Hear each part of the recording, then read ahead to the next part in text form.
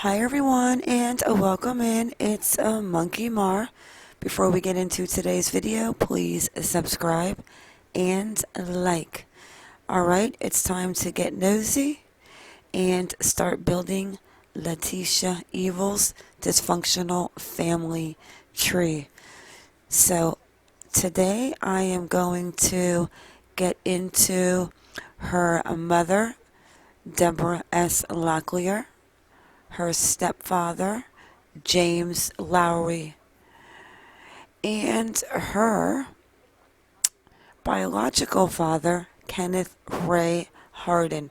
And let's see what their backgrounds are about. And with that, guys, and let's get into today's video. Before we get into today's video, I want to say that I am not doing this to be rude, to degrade anyone, any ill will. I want to find out where Letecia Evil comes from, and I want to see if we can build this family tree and maybe see any connections to Florida. So with that, guys, let's get into today's video. I want to talk about her mother, Deborah Locklear, her biological father, Kenneth Ray Hardin, and her stepfather, James Lowry. So, it took me a little bit because the names are very popular, and in Lumberton, North Carolina, a lot of Lumbee Indians reside. I actually did some research on the Lumbee Indian tribe, and it is a very, very intriguing. A lot of interesting things. So I found his obituary. He was 43. He died on September 21st, 2004. They had the funeral. He was born on July 18th, 1961 in Detroit, Michigan. And he was preceded in death by his parents, a brother, grandparents, his maternal grandparents. Surviving are two daughters, Amy Marie Lowry and Julie Ruby Lowry, both of Pembroke. A son, Dakota James Lowry. A stepdaughter, Leticia Lynn Hardin. Three brothers, all from Lumberton. Two sisters, and two grandchildren. Not one mention of Leticia's mother. Very interesting. Very interesting. So were they still together when he passed away? Or were they separated? I do not have the answers to everything.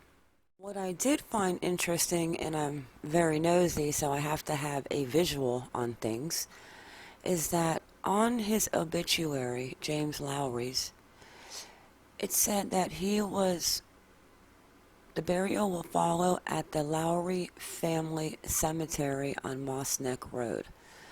So I thought, you know what, I really need to see what it is. So I jumped over to check it out, and the Sacred Grounds, Robeson County, North Carolina, Indian Cemeteries, Jane Blank's Barnhill. So I went down just to see the names of the cemeteries, and it is just mind-blowing because you see all the names that are associated. And I know it's a Lundy Indian name, but here too, the Deep Branch Church Cemetery. And then you've got the Locklear family. And then they got a few Lowrys, but this one is the one where James Lowry was buried. Very interesting. I do not know if I'm going to even look into his background. He has passed away. But let's go to my family tree. I have added James. We've got Dakota J. Lowry, Julia Ruby Lowry, and Amy Lowry. So let's go and have a look at a Deborah Locklear. And let me say this again. I'm not doing this to be mean. I'm not trying to hurt any families. I am just trying to figure out how she became so evil. And she was a difficult one to locate because of the fact that they have so many names. But let's look at her criminal history. So, back in 2013, Robeson County, not specified. We've got 1983, not specified. Let's see. Yep, not too bad. And we've got a few traffic violations. 1982, unsafe movement. Let's see. That's it. That's all I can find on this one site. And what's interesting about her, though, is if you watched my prior video with Leticia's family tree unfolds, and I'm in the, what was that address? Deep Ranch Road. And I kept saying that her mother's name was Carolyn Locklear. But the funny thing is the whole time, because that's the property Leticia's mother owns, it was right in front of my face. Guys, if anyone has a Facebook link to Deborah Locklear, I would greatly appreciate it, and I'm going to drop my email in the description. So let's see who Leticia's biological father, Kenneth Ray Hardin, where she gets her name, is all about. So I want to touch on something real quick that I found interesting. Some of you left a comment about the obituary, and I noticed it too, but with everything going on, I didn't want to say anything, but I am going to start adding this into the family tree as well. Because when Chance Hunt passed away and his obituary came out, a few things caught my eye, actually. The first one that I remembered that caught my eye was Uncle Horace Mitchell and Teresa Oxendine of Panama City Beach, Florida. So that crossed my mind. And then when you come down here to Chance Hunt's cousins, favorite cousin, Nicole Lamb, Chastity, Travis, Ricky, Desmond, and Peyton, Jeff, Jana, Dino, Julina, Zaza, Nicholas, Tola, and Landon. I don't know. I find that very interesting. Who knows how Leticia Evil and Al met? Was it through Landon on the softball team? This is going to get deeper and deeper with trees that are going to have so many roots. Okay, if I'm not mistaken, this is definitely Leticia Lynn Hardin's biological father. And I don't know if any of you out there know who he is or if he is married to a Sharita Harden. But if you know for sure, guys, please drop them comments below. And let's see what he is all about. I'm just going to check out his criminal background because I'm just curious to see what it is. And if he is, let's see, not specified, Robeson County, Cumberland, not specified, not specified, 2004, 1985. Huh. That actually might coincide with somebody else's record that I read earlier.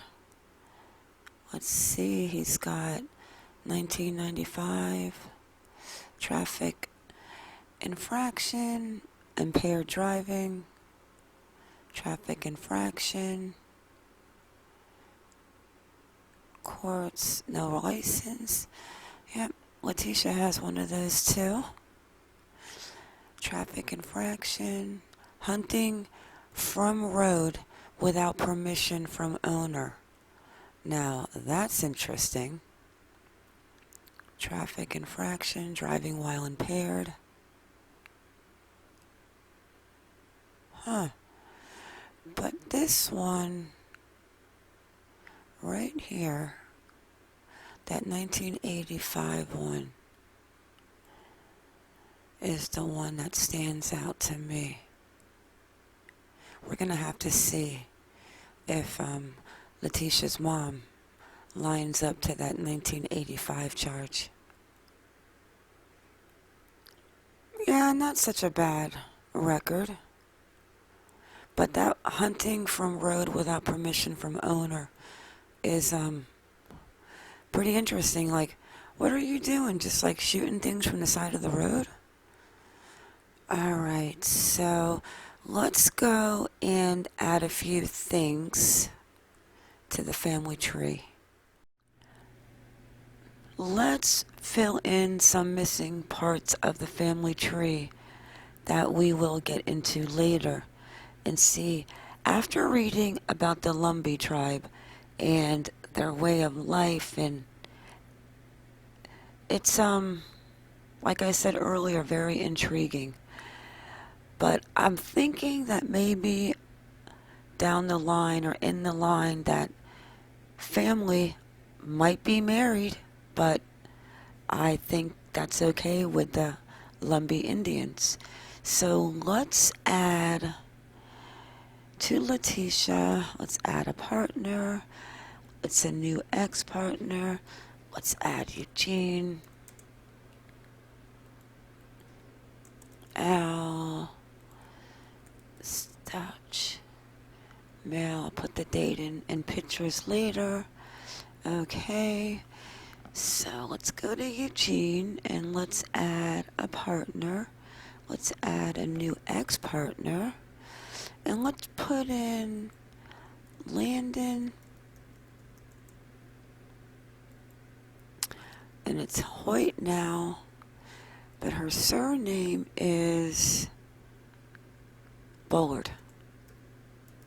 Now that name I see a lot in the Lumbee family tree line. Okay, so we've got Landon, we've got Eugene, Landon and Eugene had a child, and rest in heaven, G-Man.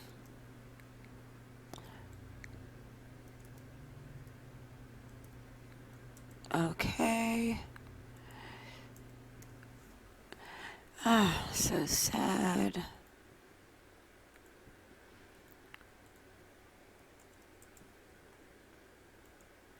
Okay.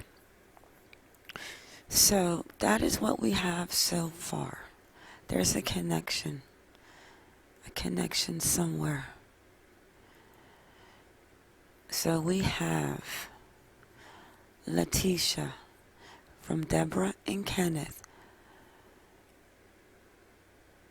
Now what happened to Chance? So Chance, we need to add a partner, add a new ex-partner, and we've got Chance Hunt, and he passed away, and I'll fill that stuff in later. And then let's add their child with Leticia, and that is Harley. I thought I had that on here. Hunt, and she is a female. Okay. So there we go. So Eugene comes into Landon. They have Gannon. Deborah, Kenneth's the father. Deborah was with James Lowry. They have Dakota, Julie, and we need to add a child. And we need to put Amy back in there.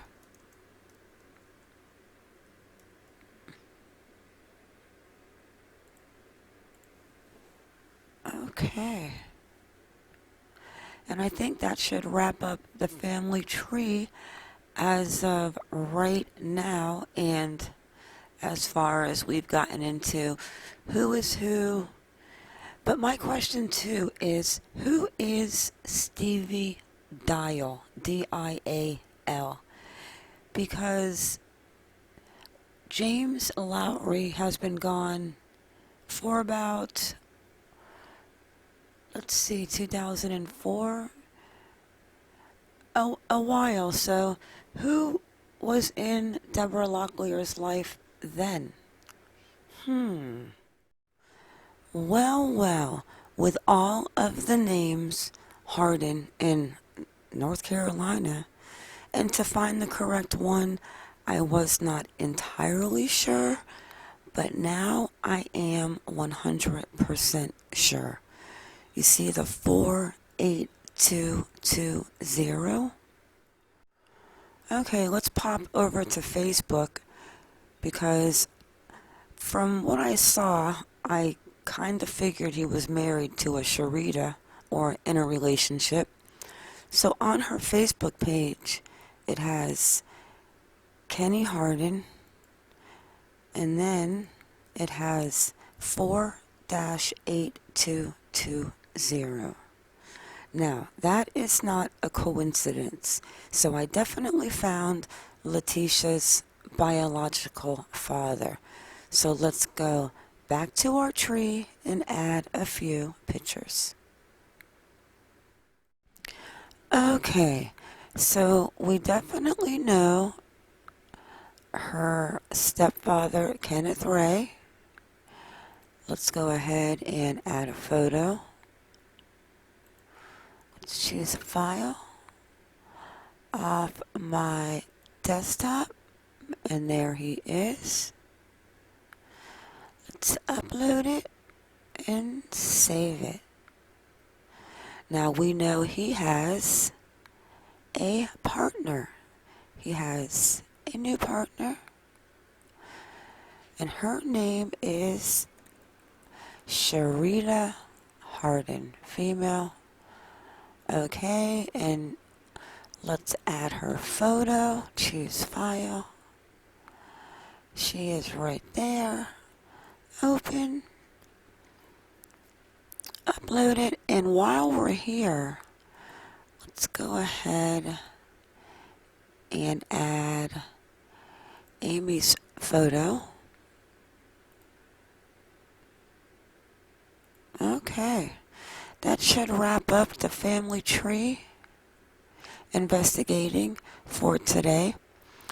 But I want to end the video with something that I personally found absolutely hilarious. Like, let's go take a ride, guys, and let's go down to where Letecia Eva Hardin tried to make her escape with the officers in Kansas. Now, I know that this article was from March 7th, 2020, but I have been busy. I'm sure we have all been busy dealing with this pandemic across the whole entire world. It's a very scary thing. But I found an article that said a Colorado Springs woman accused of murder and the disappearance of her 11-year-old stepson, Gannon, assaulted a law enforcement officer transporting her through Kansas. Leticia was being transported by El Paso County Sheriff's deputies from South Carolina, where she was arrested Monday, to Colorado Springs on Interstate 70 when she slipped her cuffs and assaulted a transport officer at milepost 284. Now, I don't know if she was doing it to be put in solitary confinement, or if she had somebody picking her up, or if she was just going to make a run for it. So let's go and have a drive and see exactly where it is she slipped out of them cuffs. Alright, so let's have a look at where Leticia slipped her cuffs and decided to attack the guard. So we know we're going west. So this is right about where she got out. Mile marker 284. Now, I don't know where she was going. I don't know if she did it so she didn't have to go to solitary confinement because she knows that, well, she had to go because she knows that people want to get their hands on her and probably kill her. But I'm not sure. I mean, she is definitely a loony tune. So this is where she got out in Kansas on her way to Colorado, and she just decided to, I'm not sure if she got out and the incident took place outside of the transport vehicle or if she was actually inside the van when she did that. So this is the area, and it is definitely farm country. So I will continue to work on the family tree and share it with whoever is nosy like me and interested, of course. And what else? If anyone has any information that they want to share with me, like I said earlier, I am going to drop my email below in the description. And I think with that, it is a wrap. I want to thank you all for coming in. Thank you for watching. Please like or dislike, whichever you prefer, and subscribe. Everyone stay safe out there from the coronavirus, and I pray if you happen to have it that you recover quickly. And remember to stay vigilant.